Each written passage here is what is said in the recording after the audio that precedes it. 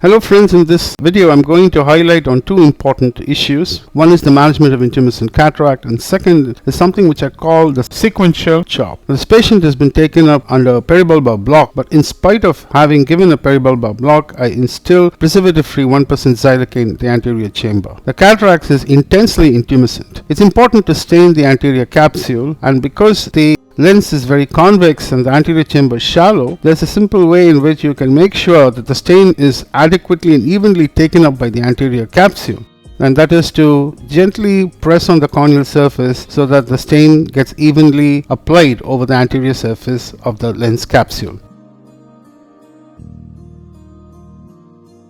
The anterior chamber is entered very carefully, and then after washing off the trypan blue, the chamber is then deepened with a viscoelastic, which is a high molecular weight viscoelastic, and this is Visco combination of chondroitin sulfate and sodium hyaluronate. Of course, a cohesive viscoelastic like sodium hyaluronate would be the viscoelastic of choice because it helps to maintain the anterior chamber. However, the protective effect of sodium hyaluronate is very less, and therefore most surgeons like to use a combination of these two, so they end up with the best of both worlds.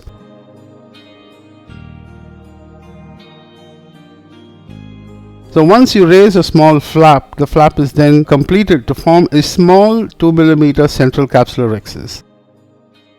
The viscoelastic will flatten the central part of the intumescent cataract only.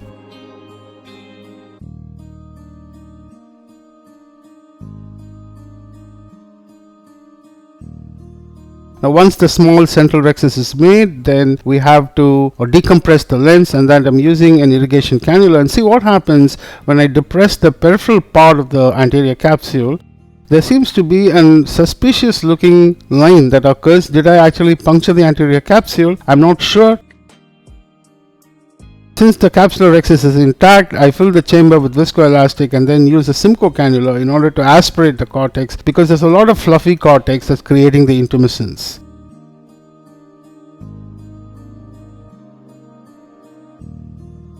Now sufficient amount of cortex should be aspirated, and the nucleus should be depressed posteriorly in order to decompress the posterior compartment as well, as you can see.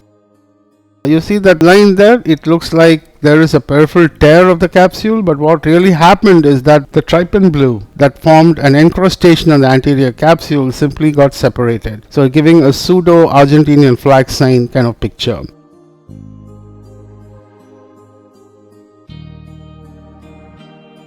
A small nick is made in the capsule, usually around 7 o'clock position. A vertical snip is made using a Vanna scissors. You can use the intraocular scissors if you have one, and then with the help of a Utrada forceps, the capsular excess is fashioned.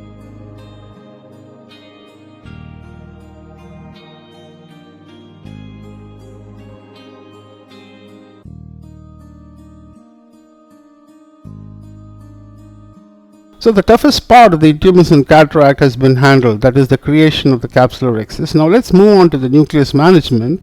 The cataract here is quite hard. It's about a grade 3 to 4 nucleus sclerotic cataract, and in this case I'm going to demonstrate something known as a sequential phaco chop. Basically, you create the initial direct chop by burying the phaco tip inside the nucleus substance, and once you have created that, instead of creating the multiple quadrants which I normally do and then remove the fragments one by one, I create the fragments on the go, and as each of the fragment is created, it is eaten up and brought to the central zone and eaten up. Now the advantage of this kind of a chopping, not involving the entire nucleus but only portions, chipping away the entire nucleus, is that the small fragment that is created alone will be addressed. The rest of the nucleus is large, and therefore it will stay inside the capsular bag. Creating multiple fragments initially and then trying to mobilize them may cause multiple fragments to float in the anterior chamber, and the flying fragment pieces that hit or buffet against the endothelium can be one of the major causes for endothelial damage. Jamie Zacharias actually proved that the cavitational effect does not exist during phacoemulsification. It is purely the jackhammer effect.